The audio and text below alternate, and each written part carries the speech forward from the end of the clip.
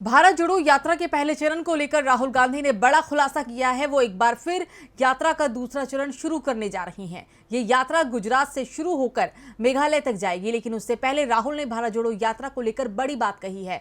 तो क्या कहा है राहुल ने, देखिए ये रिपोर्ट। राहुल गांधी इस वक्त अपनी भारत जोड़ो यात्रा 2 को लेकर खबरों में बने हुए हैं। पूरे देश को इंतजार है राहुल गांधी की भारत जोड़ो यात्रा 2 का, क्योंकि जो क्षेत्र यात्रा के पहले चरण में छूट गए थे, अब राहुल उन क्षेत्रों में पदयात्रा करने वाले हैं। अपनी यात्रा में राहुल ने आज दोहराया कि वो ये समझने के लिए भारत जोड़ो यात्रा पर निकल रहे हैं कि ऐसा क्या था जो उन्हें पसंद था और ऐसा क्या था जिसके लिए उन्होंने सालों तक दुर्व्यवहार सहा। भारत के 17वें स्वतंत्रता दिवस के मौके पर राहुल गांधी ने कहा कि पिछले साल मैंने 145 दिन उस भूमि की पैदल यात्रा की थी जिसे मैं अपना घर कहता हूँ। इस दौरान रास्ते में कई लोगों ने मुझसे पूछा कि आप ऐसा क्यों कर रहे हैं। वो आज भी पूछते हैं क्यों, आप क्या खोज रहे थे, आपको क्या मिला।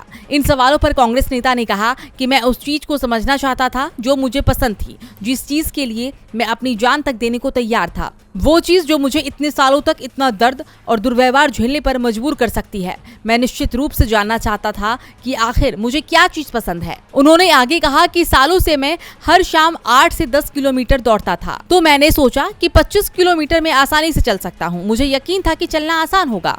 कुछ ही दिनों में मुझे दर्द होने लगा। मेरे घुटने में लगी पुरानी चोट, जिसे फिजियोथेरेपी से दूर किया गया था, एक बार फिर से वो वापस आ गई थी। पुरानी चोट वापस आने पर अगली सुबह मैंने खुद को डरा हुआ पाया।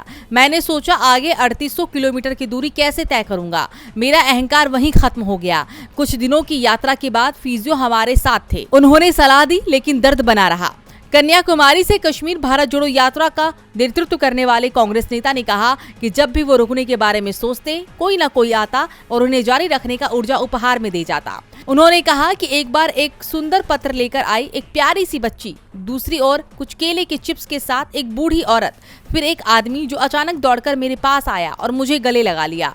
जब मुझे वास्तव में इसकी जरूरत थी, तो ये एक छुपी हुई ऊर्जा मेरी मदद करती रही। राहुल गांधी ने ये बातें एक पत्र के जरिए अपने चाहने वालों के साथ साझा की है। उनके इस खत से ये साफ संकेत है कि राहुल गांधी जल्द ही अपनी यात्रा के दूसरे चरण का आगाज करने जा रही हैं, जिसकी तैयारी पूरी हो चुकी है। डीबी लाइव की रिपोर्ट।